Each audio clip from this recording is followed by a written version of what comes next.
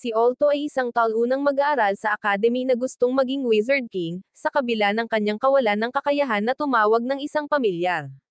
Gayunpaman, nagbago ang lahat nang nagkamali siyang magpatawag ng succubus demon na nangakong tutulungan siyang makamit ang kanyang pangarap kapalit ng walang limitasyong pag-access sa kanyang espesyal na wand. Iyon ang huling araw ng pagsusulit, at muli, sinabihan si Olto ng kanyang guro na sa kabila ng kanyang matataas na marka, ang hindi niya pagpapatawag at pagpasok ng kontrata sa isang pamilyar ay makahahadlang sa kanya sa pagsulong sa susunod na baitang. Ngunit dahil siya ay isang matalinong mag-aaral at nagustuhan ng guro, binigyan siya ng karagdagang araw ng biyaya bago siya mapatunayang kabiguan. Pagkalabas ng silid-aralan, nakasalubong niya ang kanyang kaibigang si Lilia, na nagtanong kung kamusta ang usapan nila ng guro. Pagkatapos ay ipinaliwanag niya kung paano siya nagkaroon ng karagdagang araw upang ipatawag ang anumang bagay, kahit na isang paro-paro, or nanganganib na matigil siya sa isang taon. Nang marinig ito, agad na naglabas ng bato si Lilia at akmang babaguhin ang bungo ng matanda. Ngunit kinailangan ni Olto na kumbansihin ang kaibigang babae na mag-relax lang, dahil maaari siyang magkaproblema sa paghampas ng bungo ng isang guro dahil ang tanging magagawa niya ay kumilos na parang mabuting mag-aaral. Binati niya si Olto ng swerte bago umalis. Pagkatapos ay bumisita si Olto sa silid-aklatan upang maghanap ng libro tungkol sa mga pamilyar, umaasang mapapatawag niya kahit ang pinakamahina na pamilyar sa mundo. Habang tumitingin-tingin sa paligid, nahulog sa ulo niya ang isang libro mula sa isa sa mga pinakataas na stand kaya kinuha niya iyon, nagtataka kung ano iyon. Kung titignan, isa itong medyo lumang libro, at dahil hindi siya sigurado kung saan ito nanggaling, dinala niya iyon. Nang maglaon, sa kanyang silid, tiningnan ni Olto ang libro at natuklasan na ito ay isang libro ng summoning magic. Tuwang-tuwa, iginuhit niya ang summoning circle sa sahig at binasa ang mga salitang magpapagana nito, bago ibuhos ang kanyang dugo sa bilog upang makumplito ang ritual. Kaagad, ang silid ay nilamon ng itim na usok, at nang magsimula itong lumiwanag, nagulat si Olto nang makita niyang nagpatawag siya ng isang demonyong babaeng succubus. Nang subukan niyang iiwas ang tingin nito sa kanyang asset, mas lumapit pa ito, sinusubukang pilitin siyang titigan ng mabuti ang kanyang mga assets. Nabigla sa kanyang mga aksyon, bumagsak siya, at iyon ang nagbigay sa kanya ng pagkakataong mapalapit sa kanya at maipit siya sa pagitan ng kanyang katawan at ng sahig. Pagkatapos ay tinanong niya kung ipinatawag siya nito upang tulungan siyang makapagtapos ng pagkalalaki, ngunit ginulat siya ni Olto sa pagsasabing gusto niyang maging pamilyar siya sa kanya. Sa susunod na sandali, nagkaroon ng biglaang pagtaas ng enerhiya sa silid, at ang magkatugmang mga selyo ay nagpakita sa kanyang katawan at sa likod ng kanyang kanang kamay. Nagulat si Olto na nakagawa siya ng kontrata ng ganoon kadali, ngunit ang demonyong babae ay hindi man lang naabala dito at sinabi sa kanya na bilang kapalit sa pagpasok ng kontrata sa kanya, kukuha siya ng kaunting mana niya. Nang walang babala, kinas siya nito at sinimulang ubusin ang kanyang mana, na iniwan siyang hingal na parang aso sa init.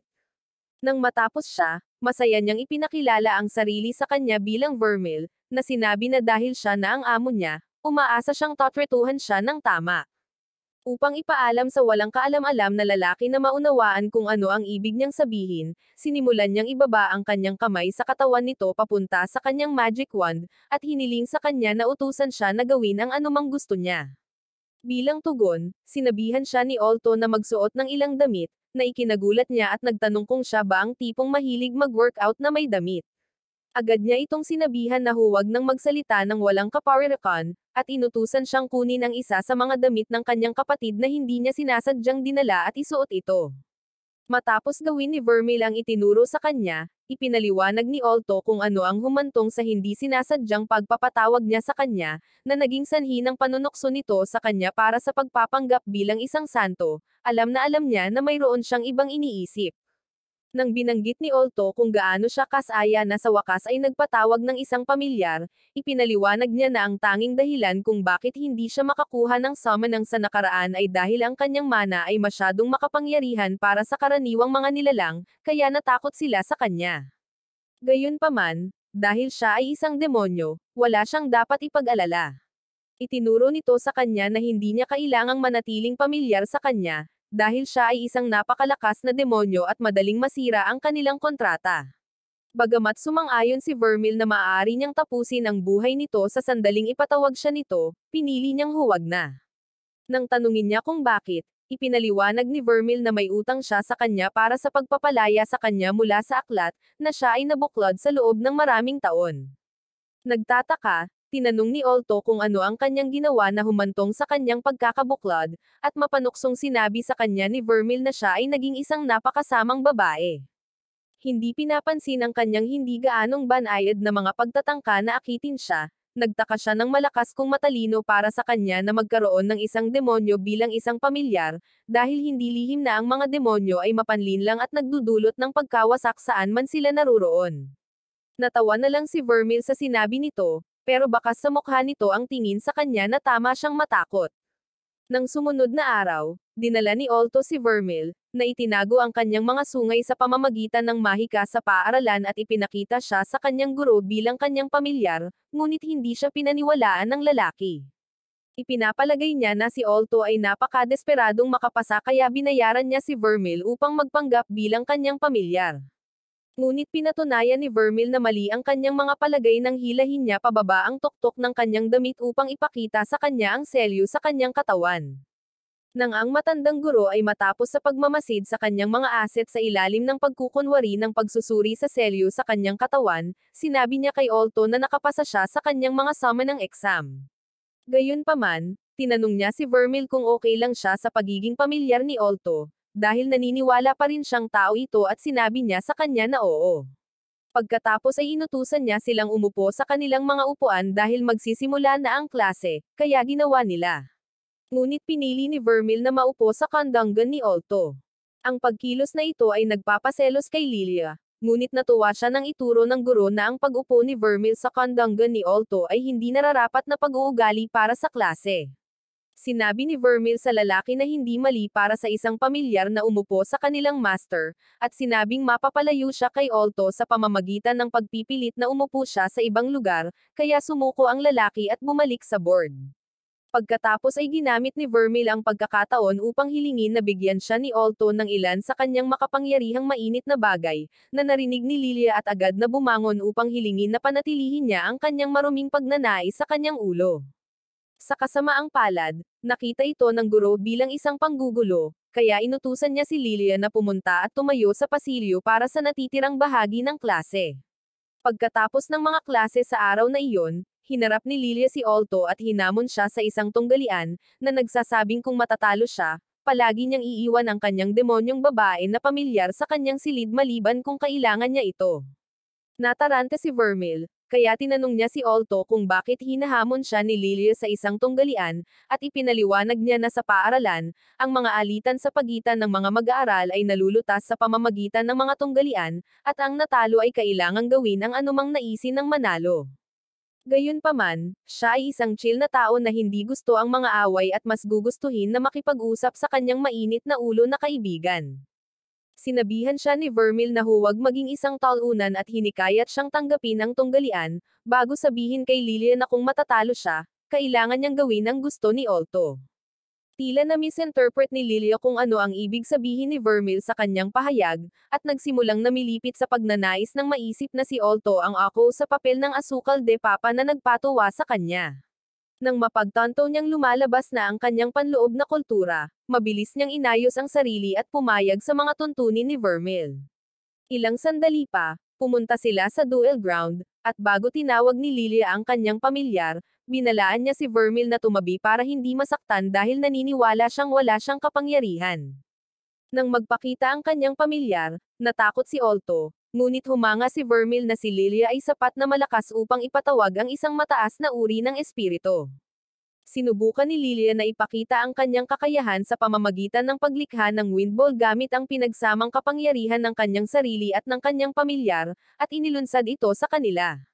Tinangka ni Olto na lumikha ng isang kalasag upang dumpensa laban sa pag-atake, ngunit hiniling sa kanya ni Vermil na magtiwala sa kanya at pumunta sa harap niya. Kaya, nang tamaan siya ng pagsabog, naniwala si Lilia na siya ang nanalo. Gayunpaman, nang mawala ang alikabok, nakita ni Lilia na si Vermil ay hindi nasaktan at may masamang ngiti na naglalaro sa kanyang mga labi. Dahil dito ay natakot siya, ngunit walang pakialam ang masamang babaeng demonyo at nilapitan siya. Sinabing turn na niya para ipakita sa kanya kung ano ang kanyang magagawa. Nakapagtataka, hindi siya gumamit ng kahit anong attack spell at ginamit lang niya ang kanyang kapangyarihan para makagawa si Lilia ng ilang masasayang tunog hanggang sa siya ay masyadong mapagod para lumaban pa. Idineklara doon si Olto na panalo sa tunggalian, at ayon sa kanilang kasunduan, siya ang magbibigay ng tagubilin kay Lilia. Sinabi niya kay Lilia na ang gusto niya ay maging magkaibigan sila ni Vermil, ngunit gaya ng inaasahan, tinanggihan niya ang ideya, halatang takot na takot sa demonyong babae. Sinabi sa kanya ni Olto na wala siyang pagpipilian sa bagay na iyon, na nagpapaalala sa kanya ng mga patakaran ng tunggalian. Kaya, ang parehong mga babae ay sumang-ayon na maging sibil sa bawat isa. Noong gabing iyon, pagkatapos kolektahin ni Vermil ang kanyang mana fix mula kay Olto gamit ang isa sa kanyang mga keys, tinanong niya kung bakit kailangan niyang maubos ang kanyang mana. Ipinaliwanag niya na kailangan niya ito upang mapanatili ang kanyang pisikal na anyo, dahil ang pagkakulong sa loob ng maraming siglo ay nagpapahina sa kanya. Inamin ni Olto na natatakot siyang magkaroon ng demonyo bilang kanyang pamilyar, gayunpaman, mula sa maliit na oras na nakasama niya ito, napagtanto niya na hindi ito masama. Sinabi sa kanya ni Vermil na kung siya ay isang normal na tao, siya ay nasawi pagkatapos na bumuo ng isang kontrata sa kanya, ngunit dahil sa kanyang malakas na mana, maaari niya itong panatilihing pamilyar. Sinabi rin niya sa kanya na kung may problema siya sa pagkis sa kanya upang bigyan siya ng mana, mayroon siyang mas epektibong paraan ng pagkuha sa kanya ng mana. Kinabukasan, habang papunta sina Vermil at Olto sa paaralan, biglang tumakbo ang isang nag-aabang na dragon, at nang makalapit ito sa kanila, ginulat ni Vermil ang lahat sa pamamagitan ng pagpitik nito na parang isang piraso ng insekto at hindi isang mabigat na dragon. Sa pagpupulong mamaya, habang pinapagalitan ni Olto si Vermil sa paggamit ng kanyang lakas sa harap ng mga estudyante, napansin niyang lahat ng lalaking estudyante sa kanilang paligid ay walang kahihiyang nakatitig sa kanyang mga assets. Pagkalabas ng assembly hall, sina Olto at Vermil ay nilapitan ni Lilia, na sinabi sa kanila na pinag-uusapan sila ng lahat at kung paano nagpadala si Vermil ng dragon na lumilipad. Hindi kinumpirma or itinanggi ng dalawa ang mga paratang na ikinagalit ni Lilia, ngunit wala siyang magawa, at lahat sila ay pumasok sa klase. Nang maglaon, pagkatapos ng mga klase para sa araw na iyon, naglalakad si Olto sa kanyang dorm kasama sina Vermil at Lilia nang tinawag sila ng isang upperclassman. May kasama pang lalaki ang estudyante, at itinuro ng lalaking iyon si Vermil, sinasabing siya ang nagpahirap sa kanyang dragon. Pagkatapos ay nagpakilala ang upperclassman bilang si Rex, isang dragon rider, dahilan para mapasigaw sina Olto at Lilia sa gulat. Kaya, tinanong ni Vermil kung sino at ano ang isang Dragon Rider. Ipinaliwanag ni Olto na ang Dragon Riders ay isang grupo ng mga estudyante na nag-iikot na nagpapanggap bilang miyembro ng House Targaryen, dahil lahat sila ay may mga dragon bilang mga pamilyar. Dahil dito, sinabi ni Vermil na ito ay isang club na puno ng mayayabang na brats na gustong ipakita ang kanilang malalaking kagamitan. Ang kanyang pahayag ay ikinainis ng lalaking sumisigaw sa kanya, ngunit pinuri siya ni Rex sa pagiging matapang at sinabing gumamit siya ng isang trick upang maibagsak ang dragon dahil hindi ito mukhang malakas sa kanya. Sumagot si Vermil, sinabing naisip lang niya iyon dahil isa siyang close-minded na lalaki na naniniwalang lahat ng babae ay kasing talunan gaya ng kanyang ego. Sa susunod na sandali, siya ay tumalikod sa kanila at nahihiyang nagtanong kung sasaktan niya sila, dahilan upang ang talunang lalaki na nasa harap niya ay galit na sinabi sa kanya na huminto sa pag-arte na parang inosente siya kapag siya ay isang kakaibang malakas.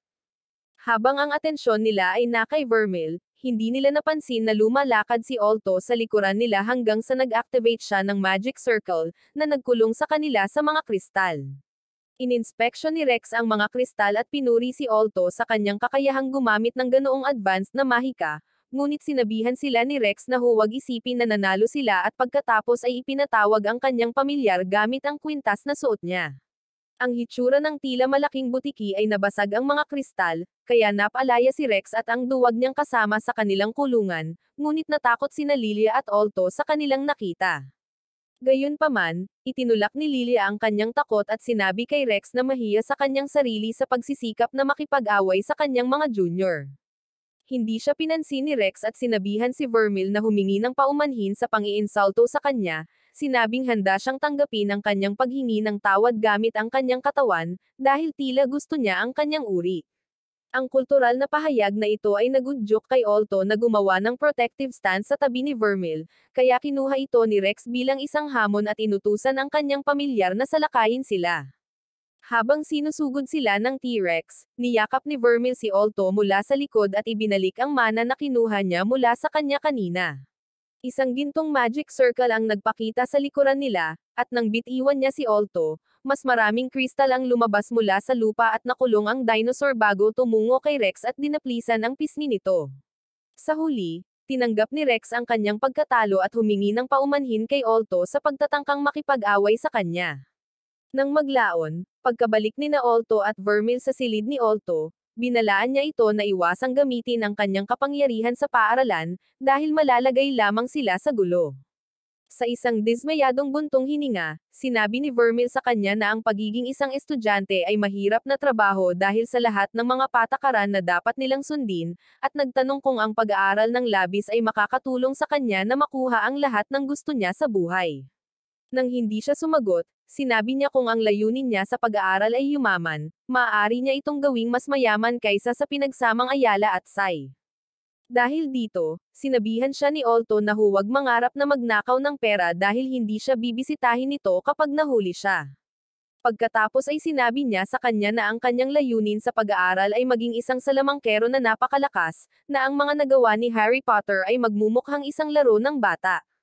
Pinaupo nito si Vermil sa kanyang upuan, kaya ipinaliwanag pa niya na sa kanilang bansa, ang mga salamangkero ay niranggo ayon sa kung gaano sila kalakas. Mayroon silang Golden Square, Silver Square, Bronze Square, at Apprentice, ngunit nais niyang malampasan ang ranggo ng Golden Square at makuha ang coveted title ng Platinum Square. Sinabi ni Olto na alam niya na ito ay pagnanais sa kanyang bahagi, na halos ulitin niya ang isang marka, ngunit hinayla siya ni Vermil para yakapin at sinabing mahal niya ang isang lalaking may malaking ambisyon. Matapos na halos malagutan siya ng hininga sa pamamagitan ng kanyang napakalaking mga assets, pinakawalan siya nito mula sa kanyang yakap at nangakong tutulungan siyang makamit ang kanyang mga pangarap bilang kanyang pamilyar. Kinabukasan, habang papunta sa klase sina Vermil at Olto, nakasalubong nila si Lilia, at habang nag-uusap silang tatlo, lumapit sa kanila ang isang lalaki na nagngangalang Marcos at isang babae na nagngangalang Cheryl. Tuwang-tuwang hinablot ni Marcos si Olto at sinabi sa kanya na nabalitaan niyang natalo niya si Rex, at idinagdag na natutuwa siyang pinili niya ito upang maging karibal niya. Nagtataka, tinanong ni Vermil si Lilia kung sino ang lalaki, at sinabi nito sa kanya na kaklase nila ito. Nang tuluyang tumigil si Marcos sa pagliligalig kay Olto at pumunta kay Cheryl para ayusin ang kanyang shirt, lumabas sa faculty room ang isa sa kanilang mga guro. Nang makita niya ang mga ito, ipinaalam niya sa kanila na ang punong guro ay gustong makipag-usap sa kanila, maliban kay Marcos. Sa loob ng opisina ng punong guro, sinabi niya sa kanila na pinatawag niya sila dahil sila ang nangungunang mga mag-aaral sa kanilang baitang, at gusto niyang isa sa kanila ang maging kinatawan ng mag-aaral para sa kanilang taon. Ipinaliwanag niya na silang tatlo ay sasali sa isang espesyal na pagsubok, at sinabi na kung sino man ang makakuha ng fairy flower sa oras ng 6:00 ang siyang mananalo. Pagkalabas ng kanyang opisina, nagtungo ang grupo sa Enchanted Forest, at sinabi sa kanila ni Marcos, na sumunod sa kanila, na isang fairy flower lang ang namumulaklak sa kagubatan. Tinanong ni Lilia kung bakit siya sumama sa kanila, at sinabi niya sa kanya na iyon ay dahil sasali siya sa paglilitis. Sinabing hindi niya maintindihan kung bakit hindi siya isinama ng headmaster in the first place, kaya itinuro ni Cheryl na ito ay dahil siya ay talunan kaysa sa kanyang ex at bagsak sa lahat ng mga paksa.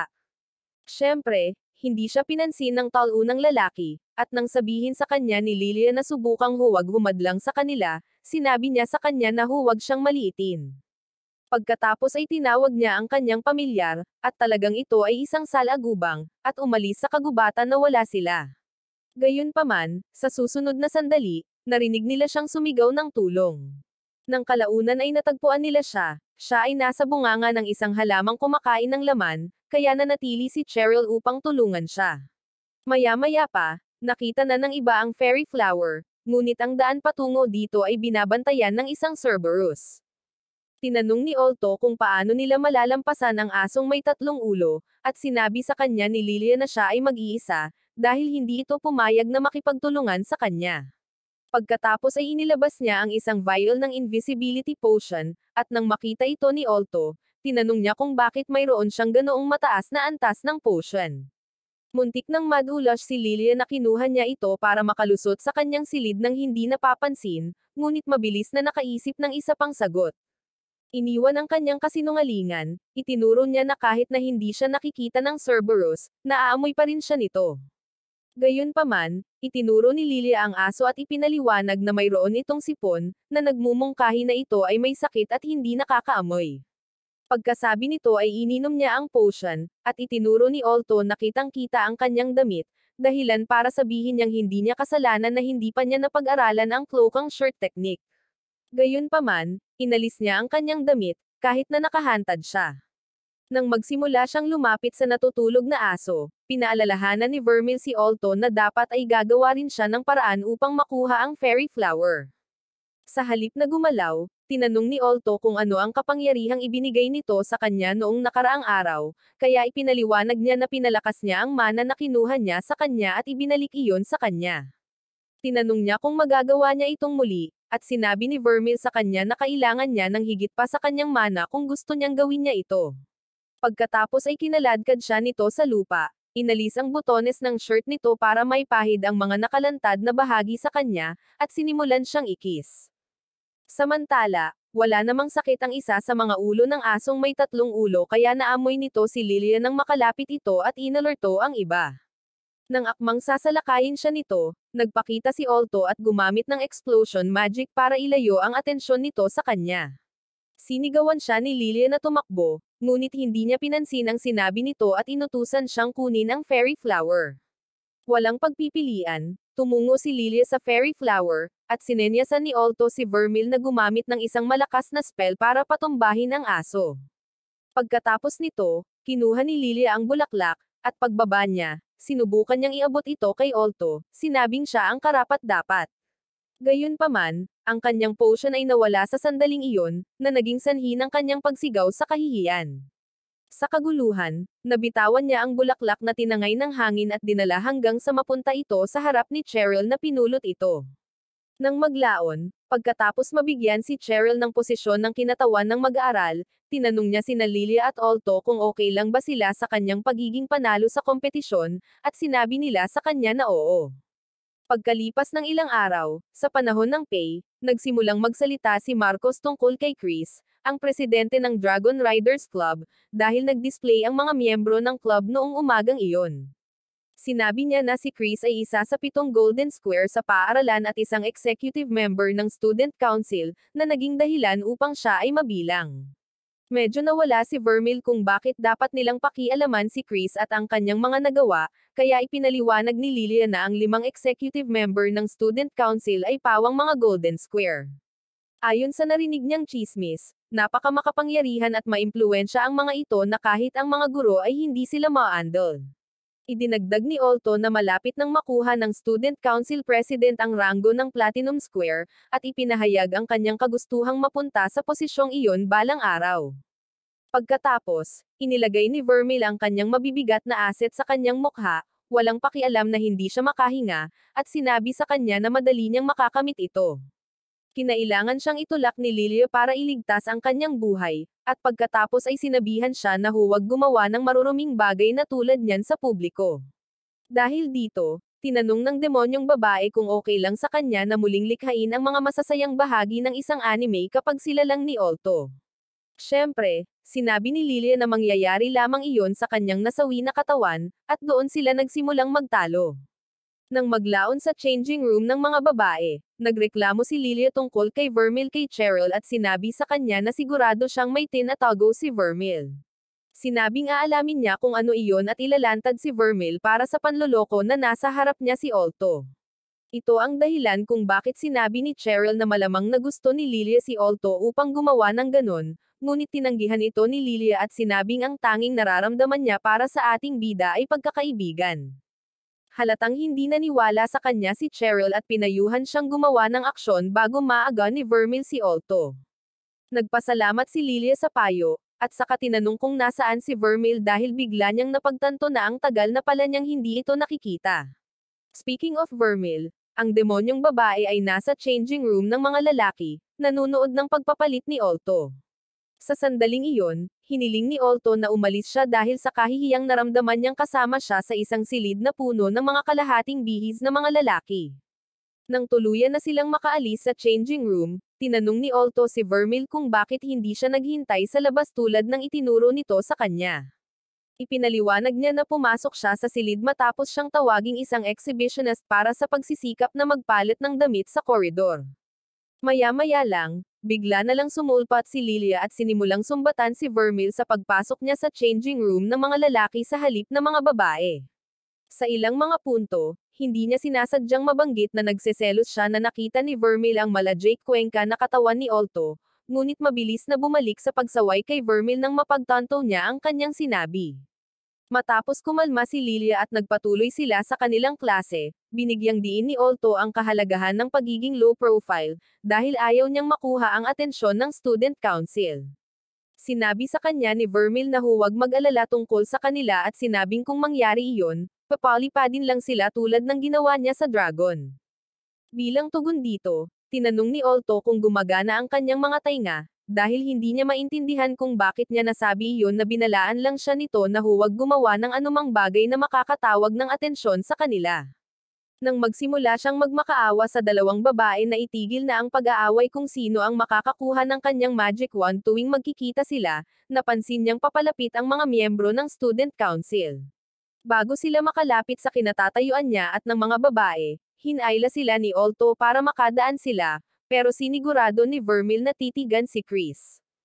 Noong gabing iyon, sa isang mukhang lumang pabrika ng hari, si Rex ay pinahirapan ni Chris, na nenas na natalo siya sa tunggalian laban kay Alto. Sinubukan siyang ipagtanggol ng lalaking kasama niya sa pamamagitan ng pagpapaliwanag sa nangyari, ngunit hindi siya pinansin ni Chris at sinipa niya si Rex sa mukha. Pinayagan lang daw niya itong sumama sa Dragon Riders dahil nakiusap siya, ngunit ngayong natalo siya sa isang mage na may pamilyar na tao, malinaw na ang kanyang dragon ay walang iba kundi isang higanteng butiki. Hindi nagtagal ay napansin niya na ang kanyang bota ay nabahiran ng dugo nito, kaya sinabihan niya itong dilaan ang mga ito ng malinis, at idinagdag na kung siya ay kikilos bilang errand boy sa club sa ilang sandali, papapasukin siya nito muli. Sinabihan siya ni Rex na gawin ito sa kanyang sarili, at sinabing tama si Vermil tungkol sa pagiging grupo nila ng mapagpanggap na mga brats. Nang sabihin niya sa kanya na aalis na siya, ngumiti si Chris na parang psycho at sinipa siya ng napakalakas kaya lumipad siya sa buong silid. Kaagad, ang kanyang alopeers ay sumugod upang suriin siya, ngunit bumalik si Chris sa kanyang trono at sinabi sa kanyang sarili na si Alto ay dapat na isang kawili-wiling tao. Kinabukasan, binisita ni Alto at ng mga babae si Rex sa infirmary matapos marinig sa kanyang mapagkakatiwalaang sidekick na nasaktan siya. Ayaw ni Rex na malaman nila na pinahirapan siya ni Chris, kaya sinabi niya sa kanila na natalo siya sa isang laban. Gayunpaman, nagsalita ang kanyang kasama at sinisi si Alto sa nangyari. Sabi niya kung hindi dahil sa kanya, hindi sana pinaalis ni Chris si Rex sa Dragon Riders Club. Itinaas ni Rex ang kanyang kamay upang pigilan ang lalaki sa pagsasalita, at saka tinanong si Alto kung ano ang iniisip niya tungkol sa mga dinosaur. Inamin ni Alto na nakita niya silang nakakatakot ngunit cool. Bilang sagot, tila na-appreciate ito ni Rex, kaya pinakiusapan niya si Alto na umalis, na sinasabing hindi niya kasalanan ang pagpasok niya roon. Sa sandaling umalis ang grupo sa infirmary, umalis si Alto upang hamanin si Chris sa isang tunggalian, kahit na sinubukan siya ni Lilia na pigilan. Nang makarating si Alto sa duel ground, pinayuhan siya ni Chris na umatras, dahil hindi niya ine-expect na matatalo siya ng isang malupit na talunan na tulad niya. Hindi pinansin ni Alto ang kanyang payo, na nagbigay galang sa kanya. Gayunpaman, sinabi niya na kailangan niyang matutong igalang ang awtoridad at ipinatawag ang kanyang dragon. Lumingon si Alto kay Vermil, at hinayla niya ito para ikis, na ikinagulat ng buong estudyanteng nakatingin sa kanila. Nang matapos sila, ginamit ni Alto ang crystal spell, ngunit winasak ni Chris ang mga kristal gamit ang kanyang fireballs. hindi siya tumigil doon at inatake sila ng isa pang fireball. Kaya, humakbang si Vermil sa harap ni Olto, nagsisilbing kanyang disposal shield. Nag-aalala, tinanong ni Olto si Vermil kung ayos lang siya, at tiniyak niya sa kanya na siya ay ayos lang bago bumaling kay Chris at sinabing ang ibig niyang sabihin ay negosyo. Sumagot si Chris na naghahatid lamang siya ng nararapat na parusa at nagsimulang magpaputok ng bowl ang apoy sa kanila. Sa kabutihang palad, nakayanan nila ang mga pag-atake, ngunit nang mapaluhod si Vermil, napagtanto ni Olto na nagtagumpay siya sa pag-atake. Sinubukan niyang bigyan siya ng oras upang tipunin ang kanyang lakas sa pamamagitan ng pag-atake muli kay Chris gamit ang kanyang mga kristal, ngunit madali itong nawasak ni Chris. Sa isip niya, si Vermil ang tunay na banta, kaya inatake niya si Olto ng mas malaking fireball para makita kung ano ang gagawin ni Vermil. Gaya ng inaasahan, siya ang naging panangga ni Olto at nanatiling hindi nasaktan. Kaya, itinuro ni Chris na hindi siya ordinaryong mage. Si Vermil ay hindi itinuring na siya ay sapat na mahalaga upang karapat-dapat sa isang paliwanag, kaya ibinaling niya ang kanyang atensyon kay Olto at inilipat ang ilang mana sa kanya. Nagbigay daan ito sa kanya na lumikha ng mas malalaking kristal at ipadala ang mga ito patungo kay Chris, na sinubukan itong kontrahin, na nagresulta sa isang malaking pagsabog. Nang mawala ang alikabok, hindi na makita si Chris, kaya naisip ni Olto na siya ang nanalo. Ngunit si Chris ay lumipad sa kanyang dragon, na may baluktot ng ngiti na naglalaro sa kanyang mga labi. Sinabi niya kay Olto na kung gusto niyang manalo, hindi niya dapat hinayaan na i-mount niya ang kanyang dragon, dahil hindi siya maaabot ng kanyang mga kristal sa langit. Nang walang babala, sinimulan niyang i-shot ang kanyang mga bowl ang apoy kay Olto, ngunit nagawa niyang iwasan ang mga ito hanggang sa itinulak siya pabalik sa gilid ng duel ground. Sinabihan ni Chris si Olto na sumuko at sinabing kung magmakaawa siya, sisiguraduhin niyang makakasama niya si Rex sa infirmary. Inis sa kanyang mga salita, tinanong ni Olto kung bakit gusto niyang minamaliit ang mga tao, at sinabi sa kanya ni Chris na ito ay dahil biniyayaan siya ng dragon. Sa kanyang perspective, ang langit ay pag-aari niya, at ang lahat ng hindi makakalipad ay nasa ilalim niya.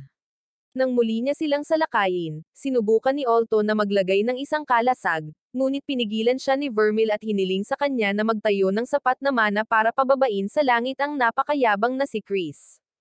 Gayunpaman, patuloy silang pinaulanan ni Chris ng apoy, at bilang isang tunay na antagonist, sinabi niya kung paanong ang malalakas lamang ang karapat-dapat na mamuno. Napag-usapan din niya kung paanong ang mga makapangyarihang mage lamang ang may malalakas na pamilyar, hindi tulad ni Rex, na isang walang talentong mahina. Hindi ito nagustuhan ni Olto at ipinagtanggol niya si Rex. Kaya, sinabi sa kanya ni Chris na patunayan ang kanyang mali sa pamamagitan ng pagkatalo sa kanya. Pagkatapos ay sinabi ni Vermil kay Olto na ibigay sa kanya ang gusto niya bago ilipat ang mana sa kanya, na ikinagulat ni Chris, na nagtaka kung paanong marami pang mana ang natitira kay Olto. Nakita niyang kawili-wili ito at naglunsad ng malaking fireball kasabay ng paggawa ni Olto ng mas malaking kristal. Nang magkabanggaan ang dalawang pag-atake, sumabog ang kristal, na nagbibigay kay Vermil ng isang maginhawang paraan upang mapalapit kay Chris sa pamamagitan ng pagtapak sa himpapawid sa mga pirasong kristal. Nang malaman ni Chris kung ano ang nangyayari, sinubukan niyang atakihin sila, ngunit huli na ang lahat. Ibinaba ni Vermil si Olto sa likod ng dragon ni Chris, at agad niyang itinaas ang isang matulis na piraso ng kristal sa kanyang leeg. Ang pagkilos na ito ang nagsisiguro sa pagkapanalo ni Olto, at ang lahat ng mga estudyante ay nagsimulang maghiyawan sa tuwa, dahil ito ang unang pagkakataon na natalo si Chris ng isang taong mas mababa sa kanya sa ranggo. Kinabukasan, natuklasan ni Olto na nagkaroon siya ng fan club, at habang kinukulit siya ng mga babae ng mga tanong tungkol sa kung paano niya natalo si Chris, si Lilia ay nababalisa. Nagreklamo siya kay Cheryl tungkol sa hindi niya gusto kung paano ang mga babae ay nakapaligid kay Olto, na noong ilang araw lamang ang nakalipas ay siya ay isang hamak na talunan sa kanila. Sinabi sa kanya ni Cheryl na mangyayari iyon, dahil hindi araw-araw natatalo ng apprentice ang isang golden square. Habang nangyayari iyon, lumapit si Obsidian Sensei kay Olto, at nang makita siya ng mga babae, iniwan nila si Olto at sumugod sa tapat ni Obsidian. Tuwang-tuwa silang nakipag-usap sa kanya tungkol sa tunggalian, at sinabi niya sa kanila na alam niya ang lahat tungkol dito, dahil napanood ito ng lahat.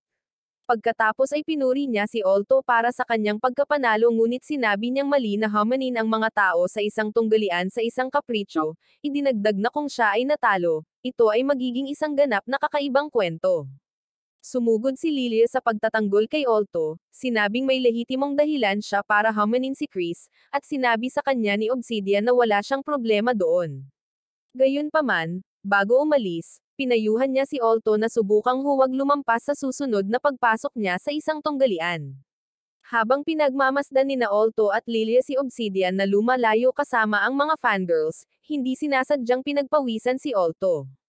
Nagkomento si Alto kung gaano siya kakol. Sinang-ayunan ito ni Lilia at sinabing hindi katakataka na pinagkakaguluhan siya ng mga babae.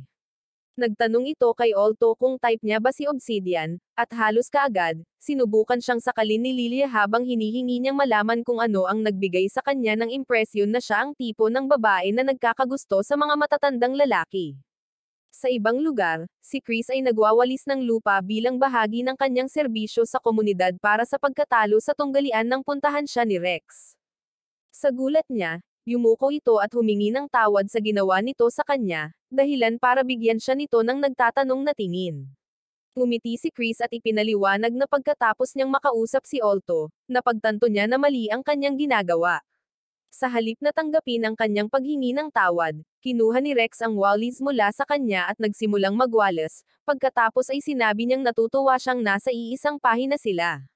Nang gabing iyon, gumapang si Vermil sa ibabaw ni Alto habang natutulog ito at sinimulang ikis siya. Nagising si Alto sa gulat, ngunit nang mapagtanto niyang si Vermil iyon, pinagalitan niya ito sa pagtatangkang ay take advantage siya at inutusan siyang magsuot ng damit. Sinabihan siya ni Vermil na huminto sa pag-arte na parang isang makulit na batang lalaki, at sinabing dapat niyang hayaan siyang kunin ang gusto nito dahil siya ang tumulong sa kanya na talunin si Chris. Sinabi rin niya sa kanya na kung ang pakikipagbuno ng labi ay isang malaking abala para sa kanya, maaari nilang laktawan ito at dumiretso sa ikatlong base. Nabigla sa kanyang matapang na mungkahi, lumipat si Alto at sinabi sa kanya na dapat lamang niyang ikis ang isang taong mahal niya. Mapang-akit na sumagot si Vermil na in love siya sa kanya, at pagkatapos ay itinulak siya pababa sa kama upang ipagpatuloy ang kanyang aktibidad sa pagkuha ng mana. Kinaumagahan, isang pagod na Alto at isang kumikinang na Vermil ang naglakad papunta sa klase kasama si Lilia, at habang pinapanood ni Alto ang pag-uusap ng mga babae, naalala niya ang pagtatapat ng pag-ibig ni Vermil. Habang ipinilig niya ang kanyang ulo upang alisin ang mga iniisip, nagsimula siyang mag-isip kung posible bang magmahalan ang isang demonyo at isang tao. Nagtataka tungkol dito, binisita niya si Obsidian mamaya at tinanong siya tungkol dito. Sinabi sa kanya ni Obsidian na may mga kwento tungkol sa mga kababaihan na nagkakaroon ng mga sanggol para sa mga demonyo, ngunit sinabi niyang nag-aalinlangan siya na ang humantong sa kanilang relasyon ay pag-ibig. Hindi pa rin nakontento, tinanong ni Alto kung posible bang maging interesado ang isang succubus sa isang tao. Sinabi sa kanya ni Obsidian na ang tanging dahilan na mangyayari ay dahil gusto niya ang kanyang mana at hindi siya.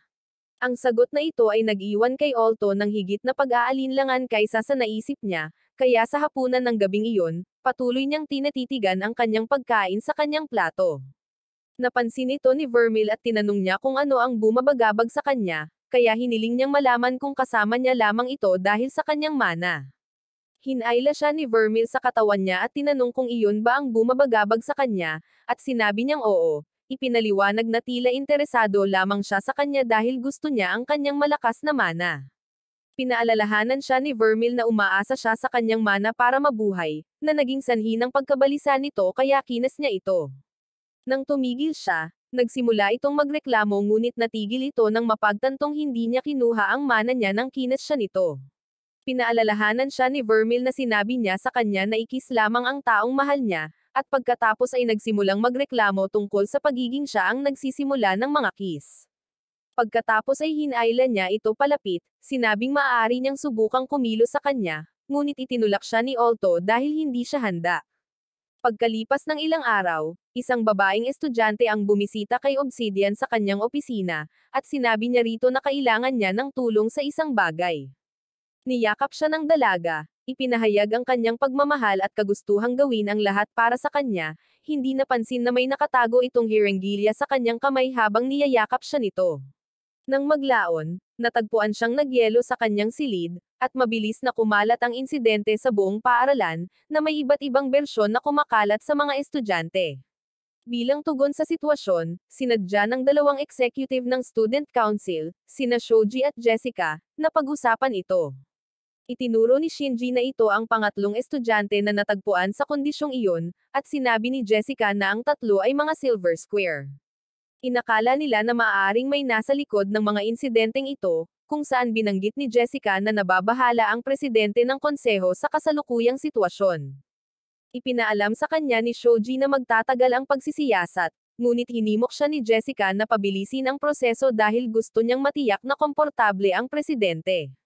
Samantala, sa silid ni Olto, sinubukan niyang magsulat ng isang ulat tungkol sa kanyang pamilyar, at isang bahagi ng ulat ay upang alamin ang mga sukat ng kanilang pamilyar. Nang lumapit si Olto para kunin ang mga sukat ni Vermil, natuklasan niyang nag-alis na ito ng damit.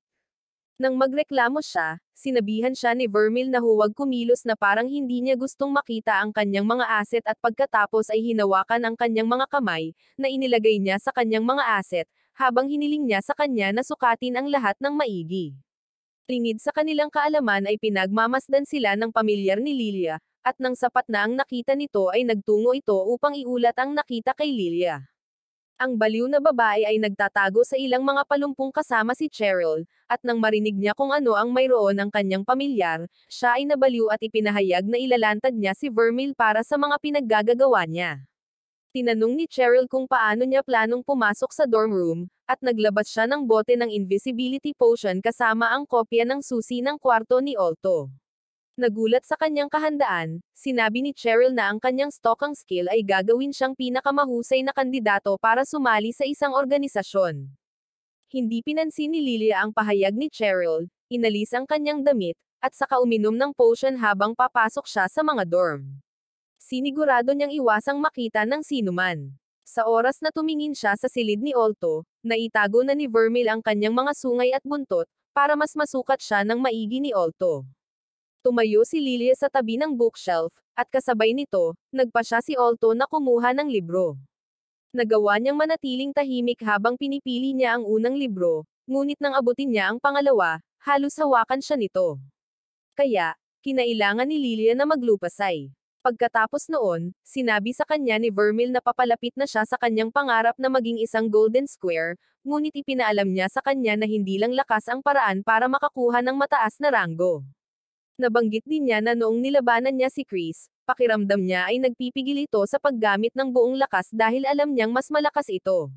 Pagkatapos ay sinabi niya kay Vermil na kailangan nilang mamili, ngunit bago umalis, may idinagdag siya sa kanyang ulat.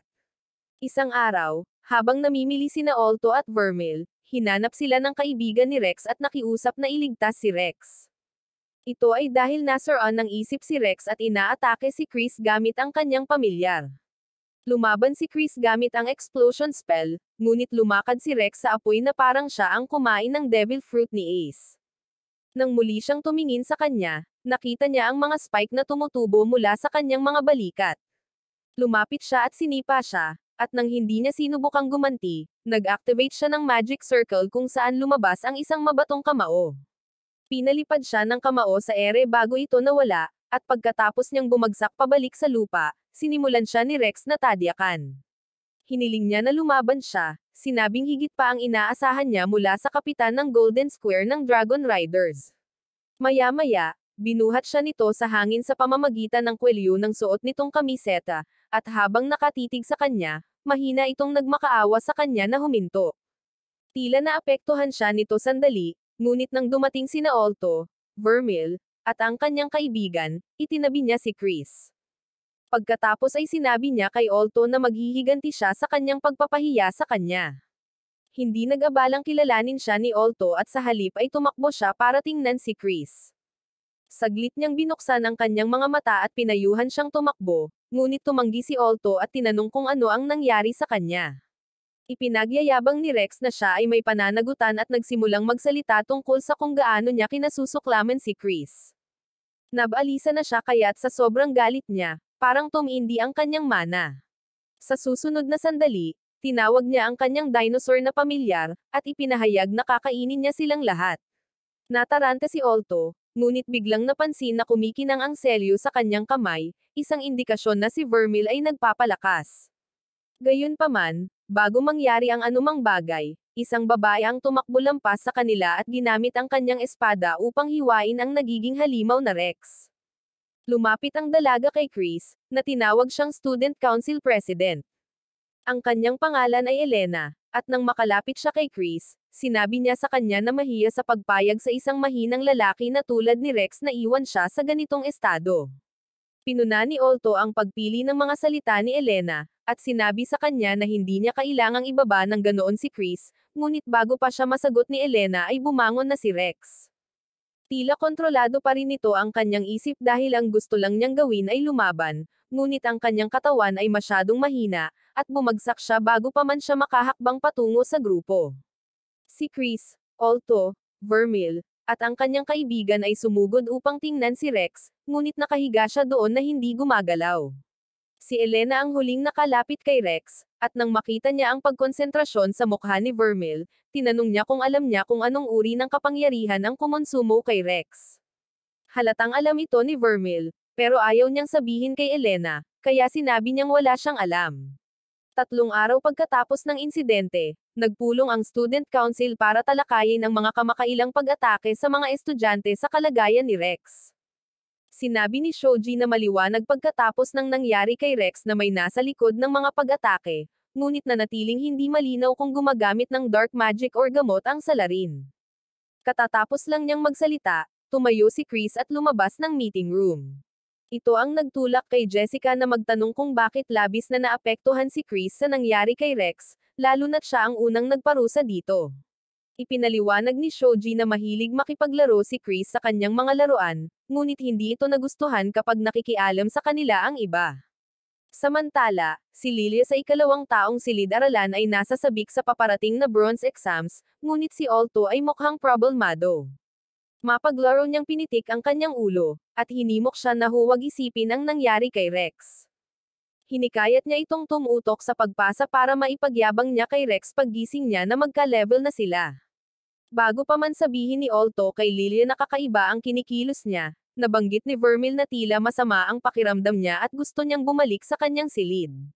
Inalok siya ni Olto na samahan siya, ngunit tumanggi si Vermil, sinabi sa kanya na kailangan niyang pumunta sa silid-aklatan upang mag-aral para sa kanyang mga pagsusulit at umalis. Nagulat na sinabi ni Lilia na ito ang unang pagkakataon na umalis ang babaeng ito sa tabi ni Olto mula nang maging pamilyar ito sa kanya. Kaya naman, ipinaliwanag ni Olto na mula nang mangyari ang insidente kay Rex, kakaiba na ang kinikilos niya. Sa labas, nakatagpo ni Vermil si Obsidian, at nang subukang makipag-usap sa kanya, inakusahan niya itong responsable sa nangyari kay Rex. Siyempre, tinanggihan ito ni Obsidian, ngunit sinabihan siya ni Vermil na itigil ang pagpapanggap dahil naamoy niya ang mababang antas ng demonyo na nakakapit sa kanya. Pagkatapos ay pinayuhan niya siya na itigil ang anumang ginagawa niya dahil ang kapangyarihan ay masyadong malaki para sa isang tao upang mahawakan. Sa puntong ito, huminto si Obsidian sa pag-arte na parang isang walang alam na baguhan at tinanong si Vermil kung papakialaman niya ito. Sinabi niya sa kanya na hindi siya ang uri na idinidikit ang kanyang sarili sa mga negosyo ng ibang tao. Sinabi niyang malaya siyang gawin ang lahat ng gusto niya basta huwag lang niya itong hilahin. Nagulat sa kanyang matinding katapatan kay Olto, ipinahayag ni Obsidian na alam niyang isa siyang demonyo, ngunit hindi niya ito pinansin at nagsimulang maglakad palayo. Sa kasamaang palad, si Obsidian ay kasing baliw ng kanyang tagapagturo at handang gawin ang anumang bagay para sa kanyang pananaliksik. Kaya, may tinurok siya kay Vermil. Kaagad, nakaramdam siya ng panghihina at napaluhod, nang magsimulang tumaas ang kanyang mana level. Kasabay nito, nagsimulang umilo ang selyo sa kamay ni Olto, at sa sumunod na sandali, nakarinig sila ng malaking pagsabog mula sa labas. Binuksan ni Lilia ang bintana para tingnan kung ano ang nangyayari, ngunit naramdaman ni Olto na may mali kay Vermil. Naramdaman din ni Elena na may mali sa kinaroroonan niya at agad na sinubukang pumunta doon, ngunit inatake siya ng isang paper doll. Ang paper doll sa paanuman ay dumami ang sarili nito, at pagkatapos ang lahat ng mga piraso ay pinagsama sa isang malaking isa. Samantala, si Vermil ay nagbago sa kanyang anyo ng demonyo, at habang si Obsidian ay nakatayong nanunood sa kanya, ipinahayag niya na siya ay nagtagumpay sa kanyang baliw na estado. Napansin ni Vermil si Obsidian at sinubukan siyang salakayin, ngunit hindi siya natamaan at sa halip ay nawasak ang lupa sa tabi niya. Mas masaya si Obsidian na masaksihan kung gaano kalakas ang taglay niya, at nang humarap ito sa kanya, isang itim na globo ang nabuo sa kanyang kamay. Gamit ang orb, gumawa siya ng kadena at ibinalot ito sa leeg ni Vermil. Saktong pagdating ni Alto at Lilia sa pinangyarihan, pareho silang nagulat nang makita ang nilalang, ngunit si Alto lang ang nakakaalam na si Vermil iyon. Hinayla ni Obsidian ang kadena ni Vermil, at nang lumuhod siya, tinanong ni Alto kung bakit niya siya sinasaktan. Ipinaliwanag ni Obsidian na bilang isang sertipikadong scientist, tungkulin niyang lumikha ng mga bagay na hindi gagawin ng mga normal na tao, kaya naman gumawa siya ng mahiwagang paraan upang magdulot ng kabaliwan.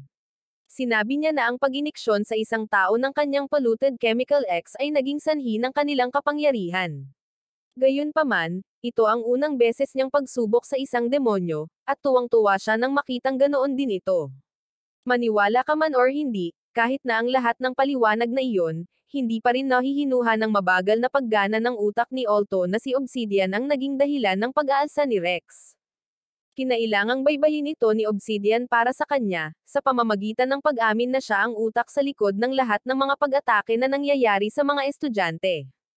Habang ang paghahayag na ito ay pinoproseso pa rin ng ating mahal na bida, si Obsidian ay nagsabi tungkol sa kung gaano kasarap ang pakiramdam na kontrolin ang gayong kahangahangang nilalang. Pagkatapos, natigilan si Alto, matapos maalala ang lahat ng mga sandaling ibinahagi niya kay Vermil.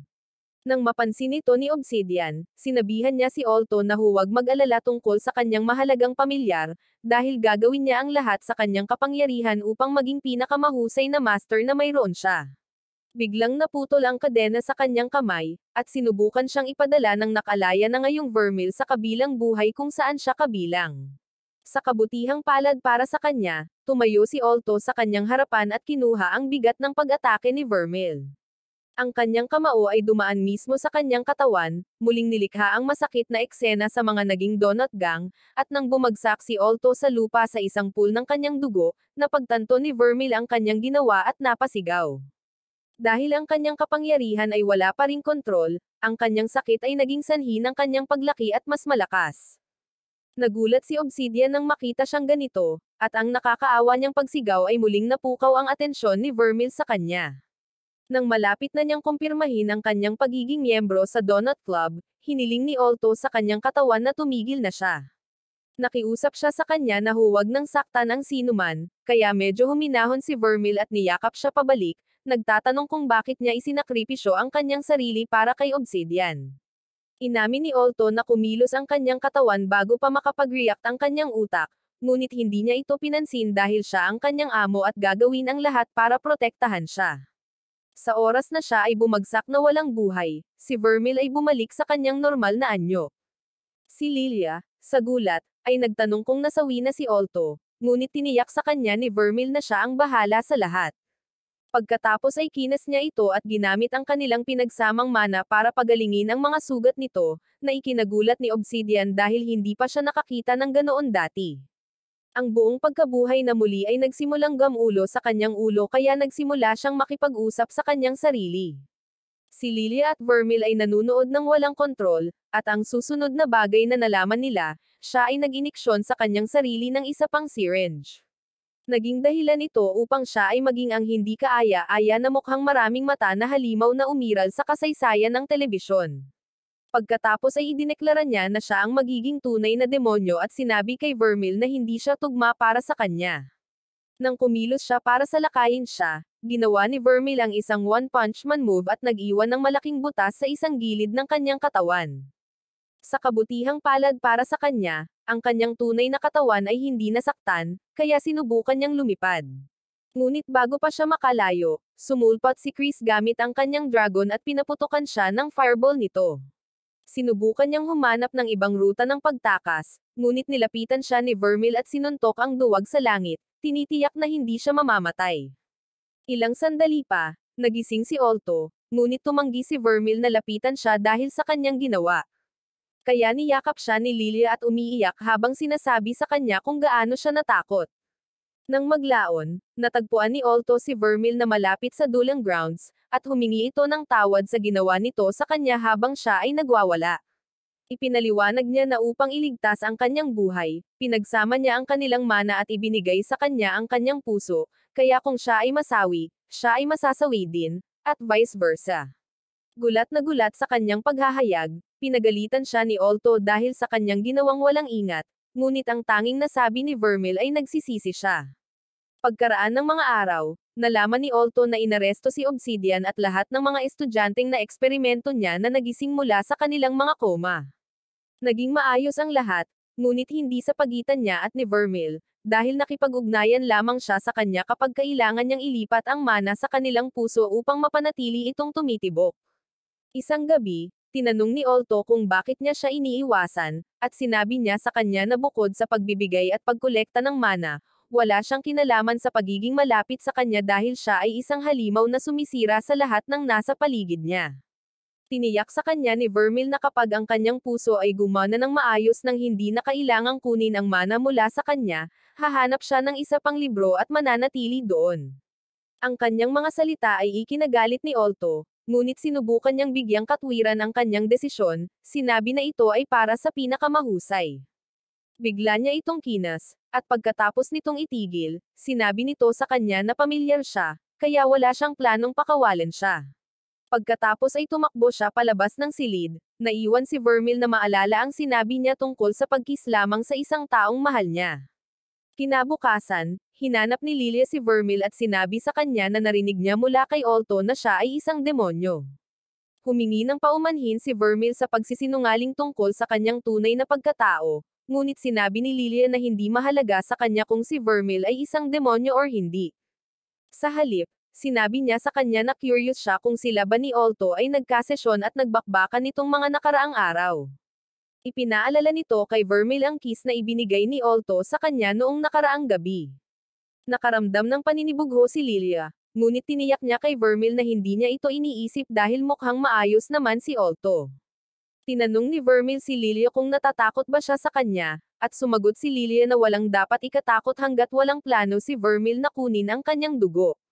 Sinabi rin niya sa kanya na hindi niya iniisip na siya ay isang masamang tao dahil nailigtas niya si Olto at pinayuhan siya na umasa pa siya ng kaunti, dahil siya ang kanyang amo at gagawin ang lahat para protektahan siya.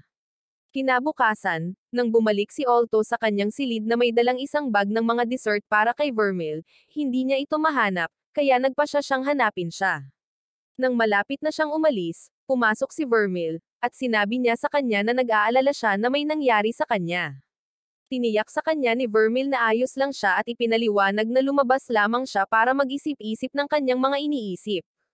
Sinabi niya na pagkatapos ng pag-iisip ng mga bagay-bagay, nagpa siya siyang manatili sa kanya, kahit na ang kanyang presensya ay maaaring magdulot ng kanyang buhay. Nakahinga ng maluwag si Olto sa narinig, at nangakong gagawin niya ang lahat sa kanyang makakaya para maging pinakamahusay na master sa kanya.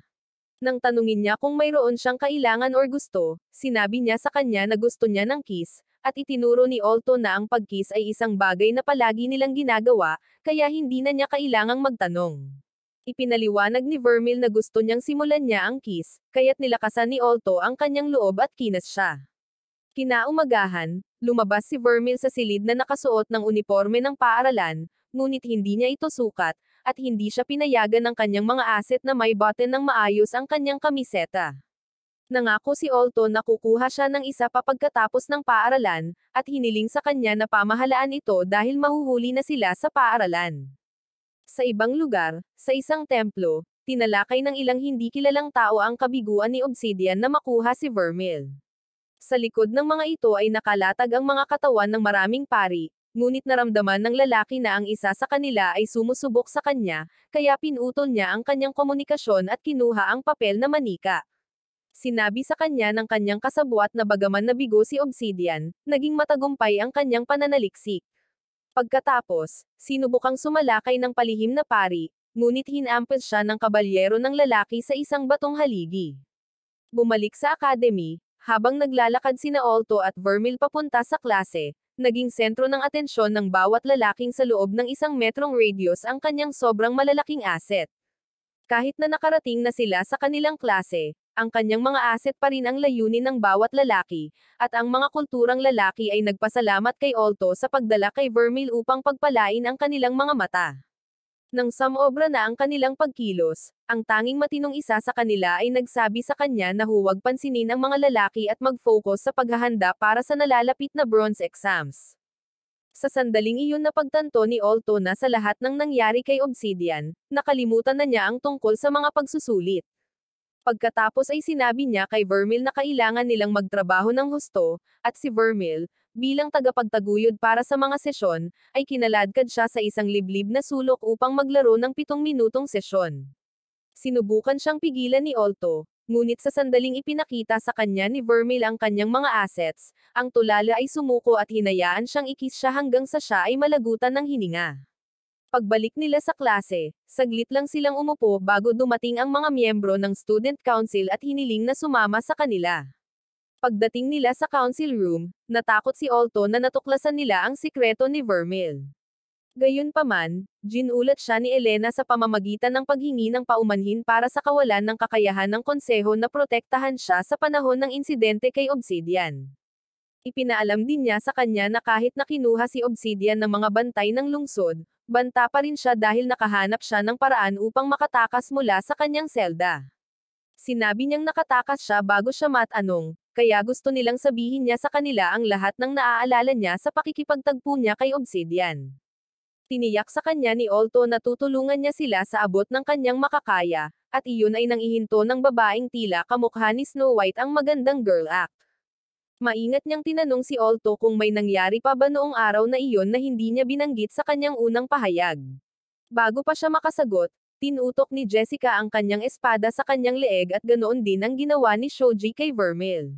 Ngunit nabali ni Vermil ang isa sa kanyang mga talam upang patunayan na ang pagtakas mula sa kanya ay isang napakadaling gawain.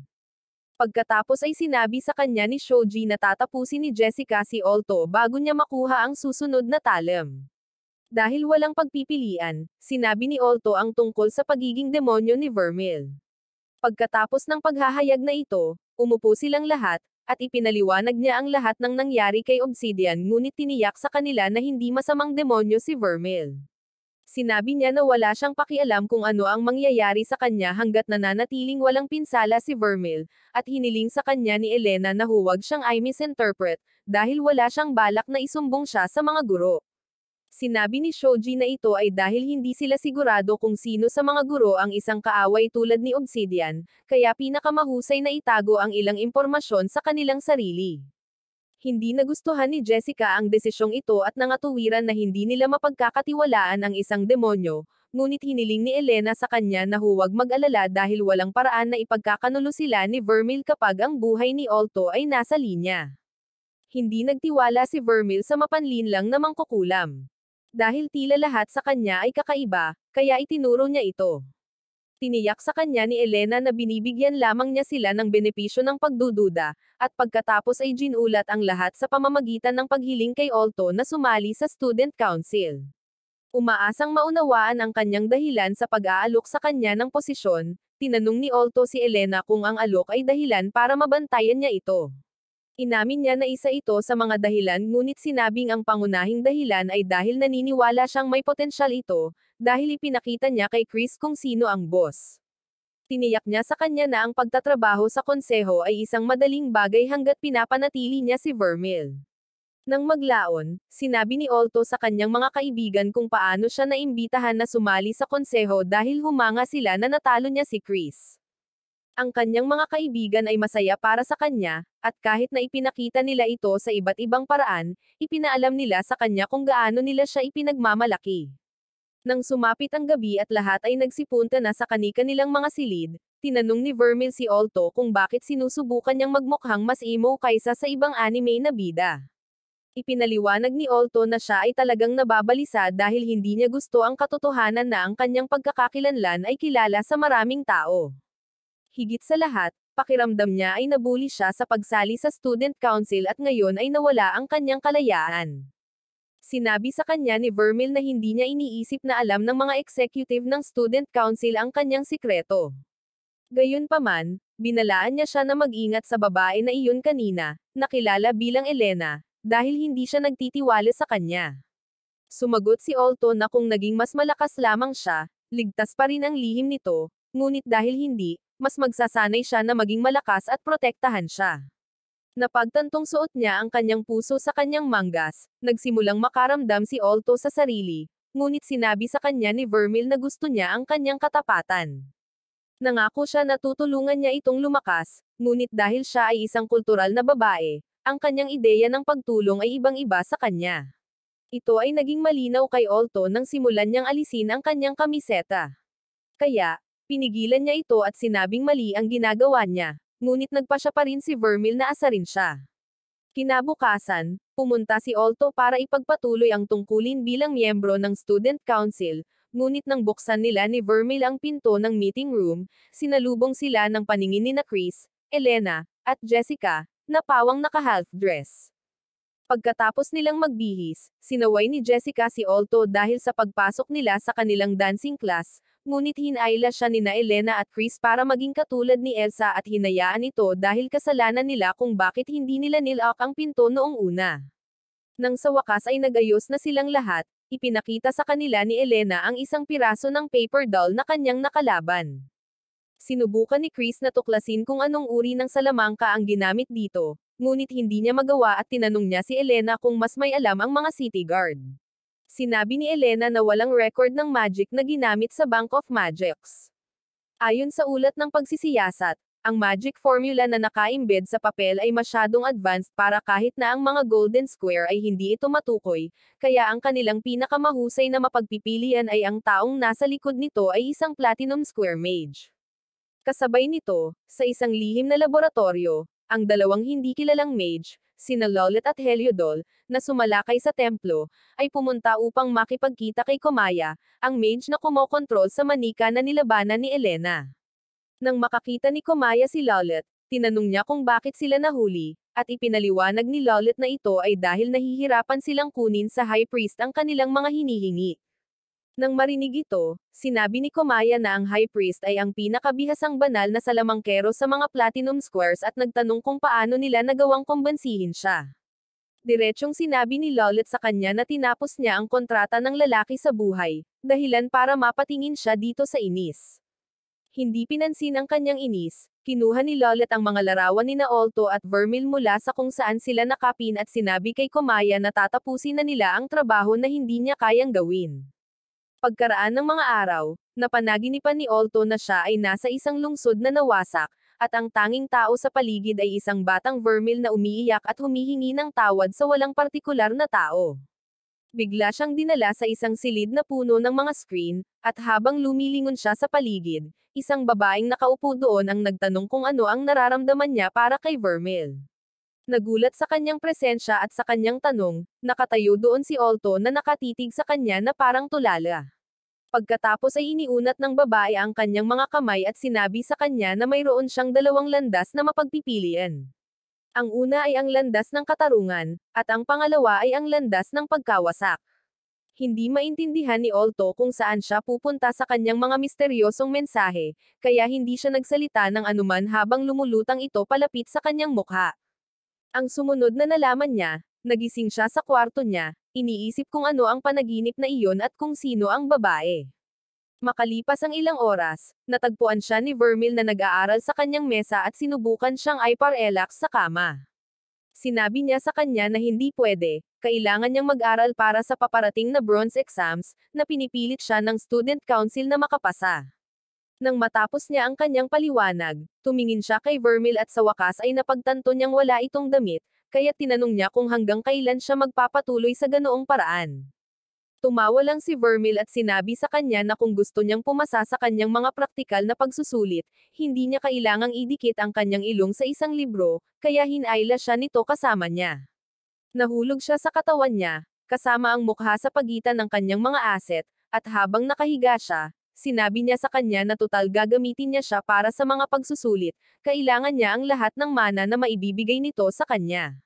Pagkatapos ay hinayla siya nito para ikis, pagkatapos ay itinulak niya ito sa likod at sinabing dapat niyang kunin ang mas maraming mana hanggat kailangan niya.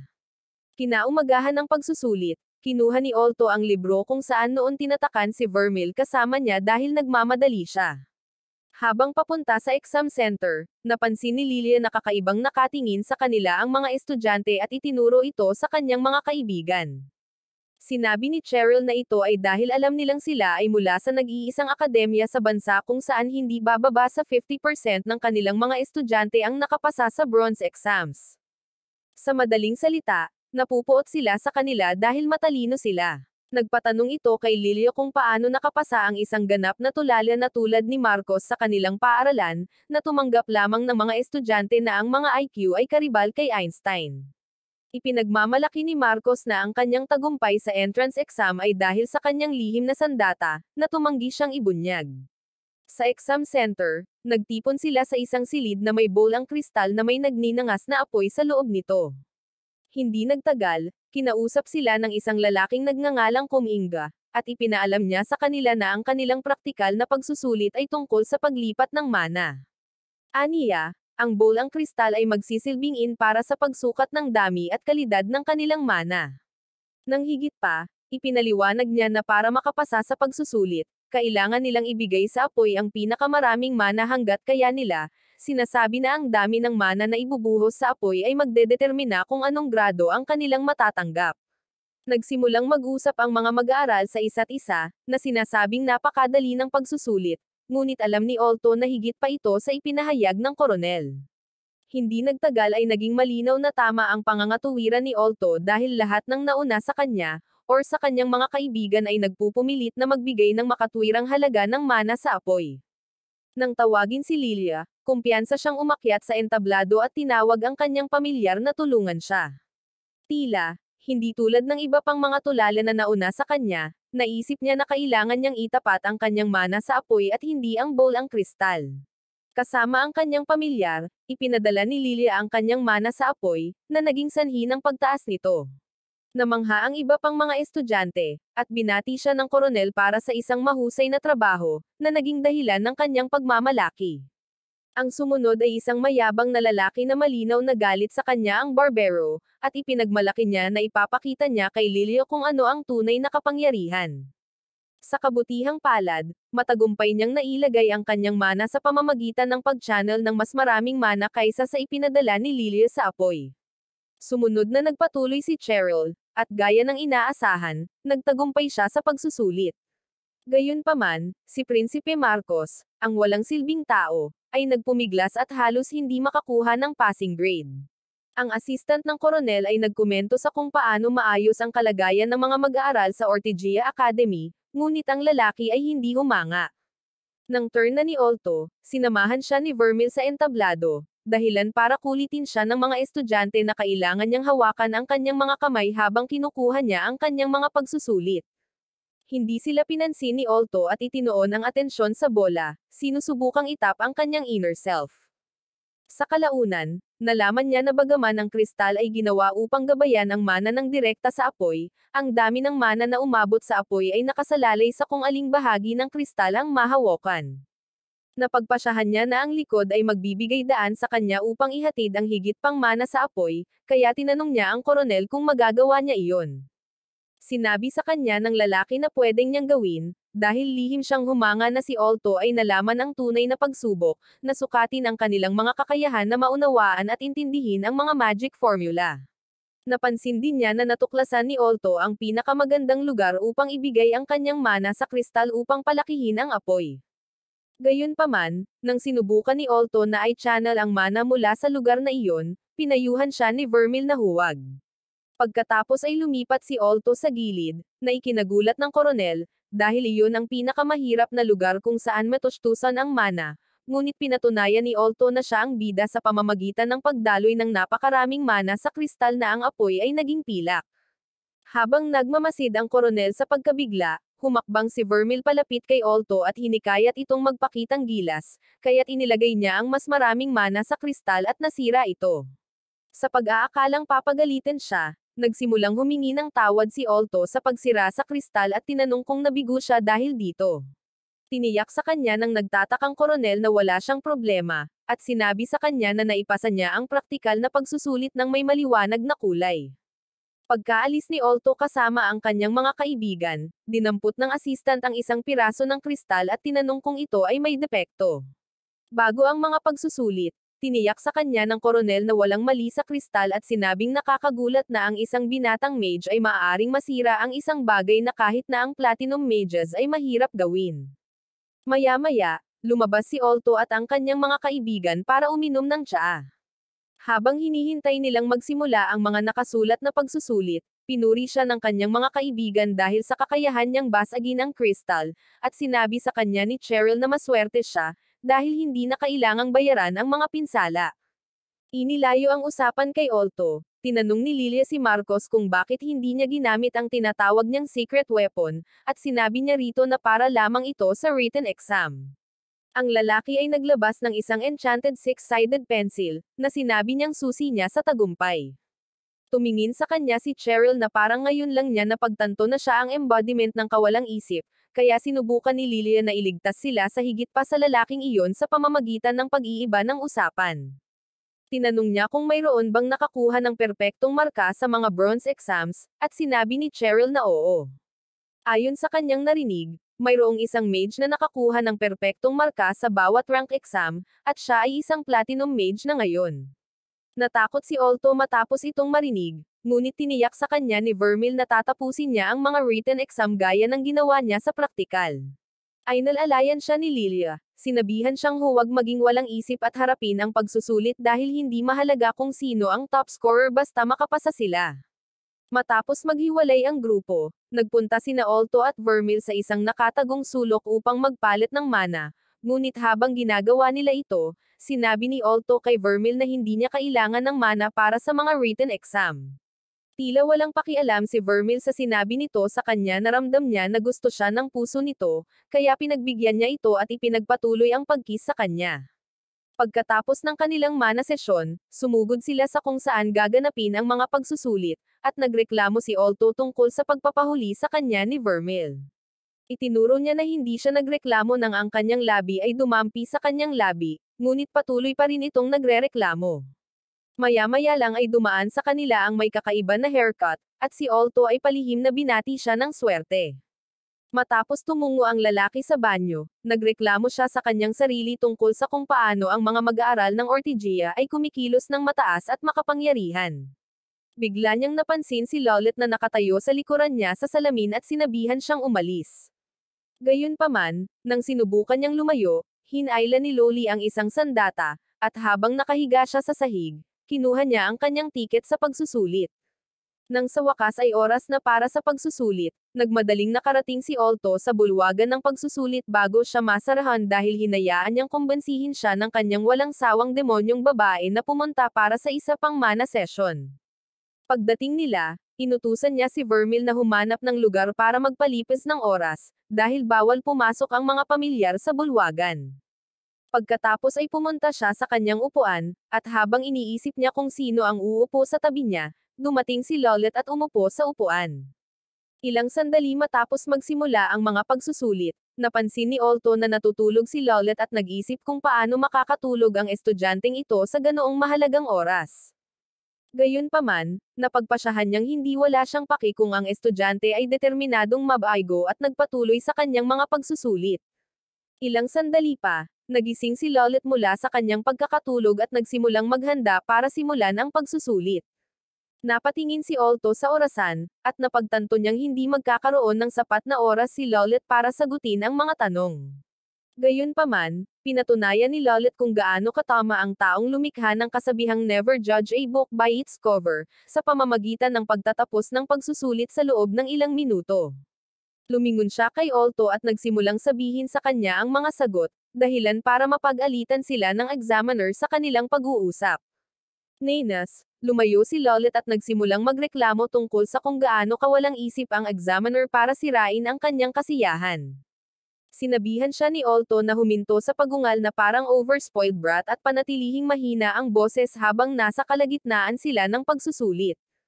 Ngunit sumagot si Lollet na walang makakatapos ng pagsusulit bago makapagtanong si Alto kung ano ang kanyang sinasabi. Sumugod ang isa pang examiner sa silid at ipinaalam sa kanilang examiner na isang estudyante ang natagpuang nasawi sa banyo. Nagulat ang lalaki at sinabing imposible dahil accounted ang lahat ng estudyante, ngunit nang mapansin niyang nakangisi si Lollet sa kanya, napagtanto niya kung gaano siya mali.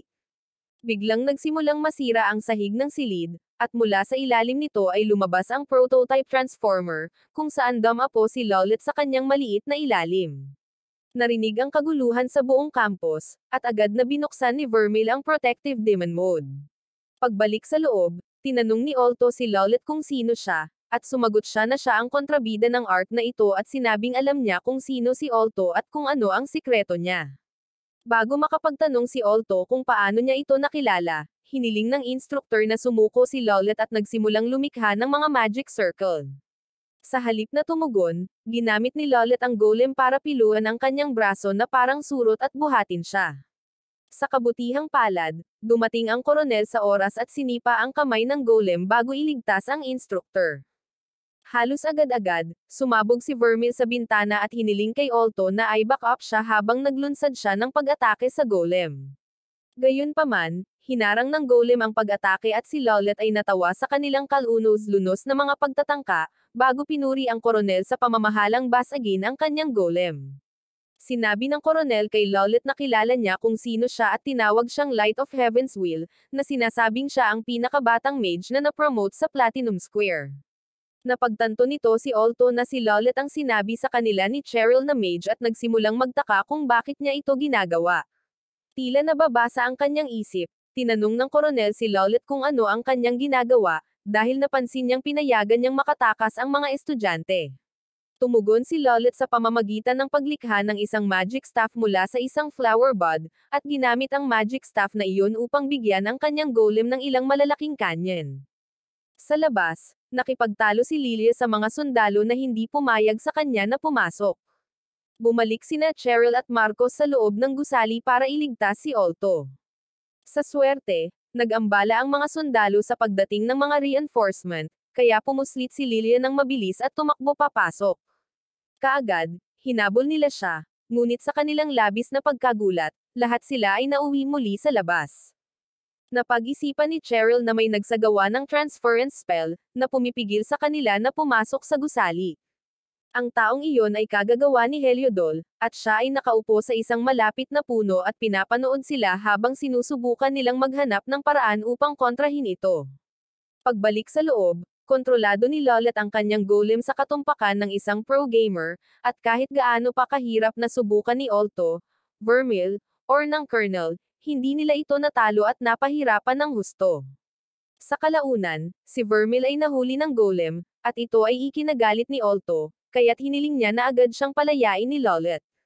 Siyempre, hindi siya pinansin ni Lollet, at ikinagalit nito si Alto sa punto kung saan nagsimulang umilo ang kanyang selyo, at nag-Super Saiyan mode siya.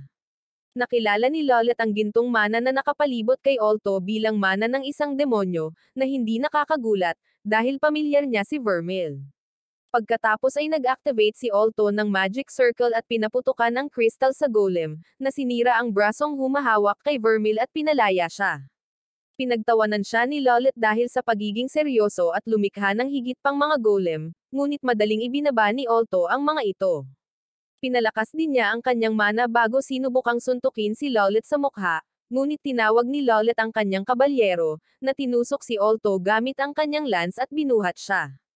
Habang nakasabit siya doon, lumapit si Lollet sa kanya, kaya tinanong ni Alto kung ano ang gusto niya kay Vermeil dahil napansin niyang nakatutok ito sa kanya. Sa sandaling iyon napagtanto ni Lollet na nabigo siyang gawin ang ibinunyag na malaking masamang plano.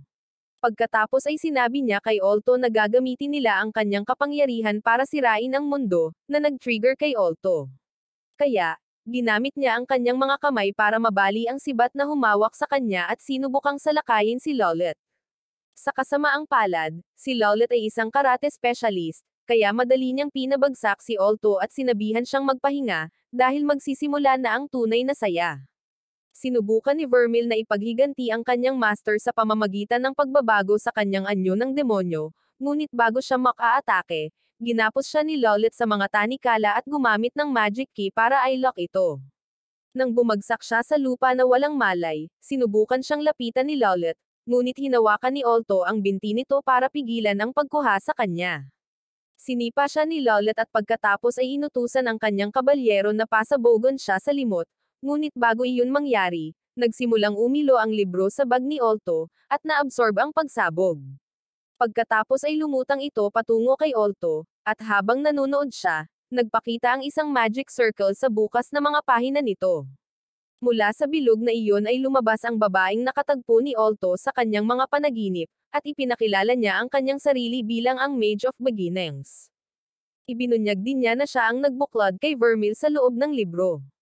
Tinanong ni Lollet kung ano ang ginagawa roon ng isang matandang babae na katulad niya, at ipinaliwanag niya na ibinaon niya ang isang bahagi ng kanyang sarili sa loob ng aklat pagkatapos ay si Vermeil dito. Sinubukan ni Olto na makipag-away sa kanya para sa pagbubuklod kay Vermeil, ngunit hiniling niya sa kanya na huminahon at ipinaliwanag na hiniling sa kanya ni Vermeil na gawin ito, na ikinagulat niya. Pagkatapos ay lumutang siya patungo kay Vermeil at ikan-away ang kanyang kamay sa ibabaw niya, na lumikha ng isang magic circle. Nang sumama sa kanya si Olto, ipinaliwanag niya na ang tanging pumipigil kay Vermeil ay ang alaala na ibinuklod niya. Tinanong niya si Olto kung handa ba itong tanggapin si Vermeil kung sino talaga siya, at pinatunayan niya na siya nga, gaya ng ipinangako nitong maninindigan sa kanya. Dahil nasiyahan, pumayag siyang tulungan siyang maabot si Vermeil. Binigyan niya siya ng isang susi upang mabuksan ang selyo, ngunit si Lollet, na pakiramdam na iniwan, ay nagreklamo at sinubukang atakihin sila. Gayunpaman, nawala sila sa harap ng kanyang mga mata at natagpuan ang kanilang sarili sa isang hindi kilalang kaharian. Ipinaliwanag ng espiritu na nasa loob sila ngayon ng mga alaala ni Vermeil at nagbabala na kung hindi siya mailigtas ni Olto, ang kanyang isip ay makukulong doon magpakailanman. Bigla niyang narinig ang boses ng isang dalaga. Nang lumingon siya sa direksyong iyon, nakita niya ang isang batang Vermeil na tumatakbo papunta sa may hawak na flower crown sa kamay niya. Pinagmasdan niya ang paglalagay ng korona sa ulo ng isang madre, na ngumiti at tumawa kasama niya. Sinabi sa kanya ng espiritu na ito ang pinakamasayang panahon sa buhay ni Vermeil. Pagkatapos, 3 pang bata ang sumama kay Vermeil at sa madre, kaya ipinaliwanag ng espiritu kay Olto na sila ang kanyang pamilya.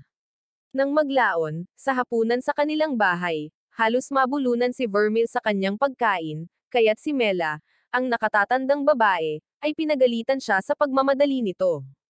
Sinabi ni Vermeil na hindi niya mapigilan, dahil ang pagkain ay napakasarap, at pagkatapos ay nagsimulang sabihin sa kanya kung paano niya ginawa ang bulaklak na korona na suot ng madre. Nang marinig ang tungkol sa korona, sinabi ng 2 pang bata na gusto rin nila ang isa, at lahat ay nagsimulang magsalita ng sabay-sabay. Nang oras na para matulog, hinaplos ng madre ang buhok ni Vermeil, at tinanong siya ni Vermeil kung ang mga sungay sa kanyang ulo ay nangangahulugan na siya ay isang demonyo. Sinabi ng madre sa kanya ng oo, ngunit sinabing walang masama sa kanyang pagiging demonyo. Sinabi sa kanya ni Vermeil na sinabi ni Mela na ang mga demonyo ang pinakamalaking kaaway ng Diyos dahil sila ay masama. Ang sagot ng madre, tulad niya, hindi lahat ng demonyo ay gumagawa ng masama, kaya hindi tama ang sinabi ni Mela. Curious pa rin, tinanong ni Vermeil kung bakit naging mabait ito sa kanya kahit na alam niyang demonyo siya, at ang sabi ng babae ay dahil pamilya sila. Ipinaliwanag niya kay Vermeil na ang isang pamilya ay laging tumitingin sa isa't isa at nagpapakita ng pagmamahal sa isa't isa. Mula sa kanilang pinagmamasdan, ipinaliwanag ng espiritu kay Olto na noong panahong iyon, ang mga tao ay natatakot sa mga demonyo, kaya naman itinatago ng madre ang pagkakakilanlan ni Vermeil. Pagkatapos ay tinanong niya kung bakit siya nagpasya na aisil ang kanyang sarili kapag siya ay may pamilya. Sinabihan lang siya ng espiritu na ihanda ang sarili sa susunod niyang makikita dahil hindi ito maganda. Nang sumunod na sandali, nagbago ang eksena, at napanood niya ang isang grupo ng mga bata na bumato kay Vermeil, na nagsasabing karapat-dapat itong masawi dahil siya ay isang demonyo. Gayunpaman, dumating si Mela upang iligtas si Vermeil, at nang makaalis ang mga bata, napansin niya ang sungay ni Vermeil sa unang pagkakataon. Ang kanyang gulat na ekspresyon ay naging sanhi ng pag-iyak at paghingi ng tawad ni Vermeil sa paglihim ng kanyang pagkakakilanlan, ngunit niyakap siya ng mahigpit ni Mela at tiniyak na iingatan niya ito. Maya-maya, nagtipon-tipon ang mga taong bayan sa harap ng simbahan, binato ang mga pinto habang hinihiling na ibigay ng madre ang demonyong bata. Sa loob ng simbahan, kinomfort ng madre si Vermil, tiniyak sa kanya na paprotektahan sila ng Diyos mula sa galit ng mga mandurumog habang yakap-yakap niya ang kanyang mga kasamang bata sa kanya. Sa kasamaang palad, iyon lamang ang simula ng kanilang mga problema dahil, pagkaraan ng ilang linggo, isang salot ang tumama sa bayan, at maraming tao ang nasawi. Naghahanap ng taong masisisi sa hindi maipaliwanag na kababalaghan, bumalik ang mga tao sa simbahan at sinimulang sisihin si Vermil sa mga kalamidad na nangyari sa kanila. Ang madre ay nagsawa sa kanilang mga akusasyon, kaya siya ay lumabas upang kausapin ang mga tao at subukang pakalmeyan sila. Habang ginagawa niya iyon, inutusan ni Mela si Vermil na tumakbo, sinabi na kung makakalayo siya roon, ligtas siya sa mga taong bayan. Ayaw umalis ni Vermil, ngunit nangako si Mela na kapag bumalik na sa normal ang mga bagay, hahanapin nila siya, at magiging isang pamilya na sila. Dahil walang pagpipilian, pumayag si Vermil na umalis at niyakap ang kanyang mga kapatid bago tumakbo palabas ng simbahan, at lumayo sa nag-iisang pamilyang kilala niya. Habang tumatakbo si Vermil, nadapa siya at bumagsak, naluluha. Gayunpaman, nang marinig ang mga yabag na papalapit, mabilis siyang nagtago sa likod ng isang gusali. Nang mabaigo ang grupo na mahanap siya, nagpa siya silang bumalik sa simbahan, at doon napagtanto ni Vermil na kung lalayo siya, ang kanyang pamilya ay nasa panganib. Kaya, nagpa siya siyang bumalik at sumuko sa mga tao. Sa kasamaang palad, pagdating niya sa simbahan, nakita niya ang mga walang buhay na katawan ng kanyang pamilya na nakasabit doon. Ang pagkabigla ng pagkawala ng kanyang pamilya, kasama ang walang humpay na ingay mula sa mga tao sa labas, ay nagdulot ng hiyawan ng galit mula sa kanya. Sa sandaling iyon, nag-transform siya sa kanyang anyo ng demonyo. Sa oras na bumalik siya sa kanyang anyo ng tao, higit sa kalahati ng bayan ay nawasak. Nakaupo sa gitna ng mga guho, umiyak si Vermil at humingi ng tawad sa kanyang nagawa. Si Olto, na nakaramdam ng matinding pakikiramay sa kanya, ay bumaba at lumapit upang i-comfort siya habang siya ay umiiyak. Nang magbagong anyo siya pabalik sa kanyang pang-adultong anyo, ipinahayag niya na walang may gusto sa kanya dahil kasawian at pagkawasak lamang ang dala niya. Tiniyak ni Olto sa kanya na noon pa man ay mahal na siya ng kanyang pamilya. Nang magsimulang mag-alab ang mundo sa kanilang paligid, sinabi ni Olto kay Vermil na kahit natalikuran sila ng lahat, lagi itong tatabi sa kanya. Buong pagmamalaki niyang ipinahayag na mahal niya ito, sinabing hindi na niya kailangang mag-isa muli, at pagkatapos ay kinas siya. Habang nagkiss sila, naputol ang kadena na nagbubuklod kay Vermil, at ang sumunod na nalaman nila, bumalik na sila sa totoong mundo. Ang biglaang pagsulpot nila ay ikinagulat ni Lollet, ngunit nang makita niyang nakalaya na si Vermil ay sinabi niyang agad niya itong aalisin. Nagpatawag siya ng isa pang golem, na pinagsama niya sa kanyang kabalyero para lumikha ng isang boss-level knight. Pagkatapos ay sinabi niya kay Olto na dahil nakita niya kung ano ang kaya ni Vermil, dapat niyang malaman na sapat ang lakas nito para sirain ang isang mundo. Nangako siya na gagamitin nila ng husto ang mga kapangyarihang iyon, ngunit sinabihan siya ni Olto na tumahimik at sinabing wala siyang karapatang magsabi ng mga bagay na hindi niya alam dahil si Vermil ay higit pa sa isang kasangkapan para magamit niya. Sinabi niya ang tungkol sa lahat ng magagandang katangian ni Vermil, at sinabi kay Lollet na itigil ang pagsisikap na huwag pansinin ang katotohanan na siya ay isang buhay na nilalang. Tila nagustuhan ni Lollet ang galit ni Olto dahil mas magulo at pilipit siya kaysa sa karamihan ng mga nakaharap niya. Pagkatapos ay sinabi niya kay Olto na hindi siya mailigtas ng kanyang galit dahil, sa ilang segundo, magiging kasaysayan na siya. Hindi natigilan si Olto sa kanyang mga pananakot at hiniling kay Vermil na tulungan siya, at turuan ng leksyon si Lollet sa kanyang lugar. Magkasama, China-charge nila ang kanilang mana, at pagkatapos itong pagsamahin, nag-activate si Olto ng Magic Circle, na naglabas ng kanyang signature crystals. Bumangga ang mga kristal sa blast ng kabalyero at itinulak ito pabalik hanggang sa nawasak ang kabalyero.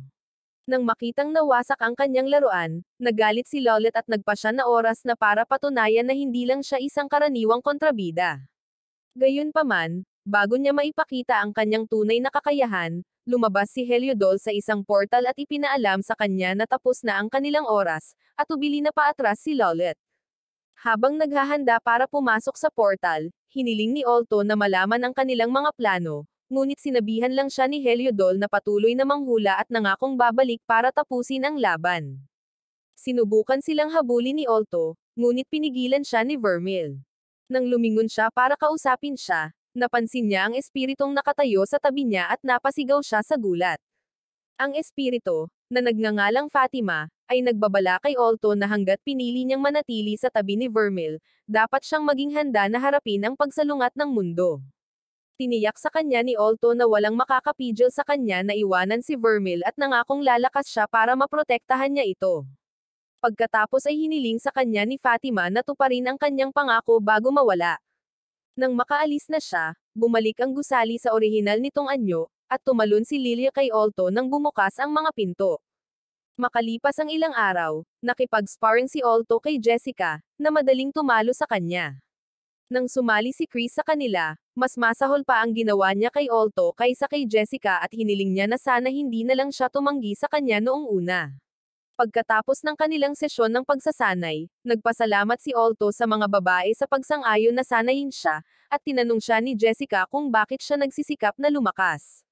Ipinaliwanag ni Olto na gusto niyang protektahan ang mahal ng kanyang buhay, na nagpa-blush kay Jessica, dahil walang may gustong gawin iyon para sa kanya. Kalaunan ng gabing iyon, habang nakahiga sina Vermil at Olto sa kama, ipinahayag ni Vermil ang kanyang pasasalamat sa pagmamahal at pagtanggap sa kanya ni Olto kung sino siya. Sinabi niya sa kanya na mahal niya siya, at kinas siya ni Olto bago sila gumawa ng kanilang mga aktibidad sa sesyon. Kinabukasan, sa isang pulong ng Student Council, hinarap ni Elena ang grupo. Binanggit na ang mga kamakailang pag-atake ay malubhang nakaapekto sa maraming estudyante. Binigyang diin niya ang pangangailangan para sa kanila na magkaisa upang talunin ang kalaban. Sa kabila ng pagiging Platinum Square Mages nila, sumang-ayon ang bawat miyembro ng council na gawin ang kanilang makakaya upang protektahan ang paaralan at ang mga estudyante nito. Nang maglaon, ipinagdiwang ni Lilia, Cheryl, at Marcos ang kanilang tagumpay sa pagpasa sa mga bronze exams, na na-reschedule dahil sa pag-atake ni Lolet. Nagulat si Lilia na ang tulala na si Marcos ay nakapasa sa kanyang pagsusulit, ngunit tiniyak niya sa kanya na lahat ito ay salamat sa kanyang maswerteng panulat. Hindi na lang siya pinansin ni Lilia, at doon niya napagtanto na nawawala si Olto. Tinanong niya kung may nakakita sa kanya, at ibinunyag ni Cheryl na sumama siya kay Vermil, na humantong kay Lilia na sampain si Vermil dahil may magandang ideya siya kung saan sila nagpunta. Kasabay nito, sa likod ng school building ay muling magmamana sesyon sina Vermil at Olto. Sinubukan ni Olto na humiwalay, ngunit sinabi sa kanya ni Vermil na bilang pamilyar sa kanya, tungkulin niyang pangalagaan ang lahat ng kanyang pangangailangan, kabilang ang mga espesyal, at pagkatapos ay ipinagpatuloy niya ang pagkiss sa kanya.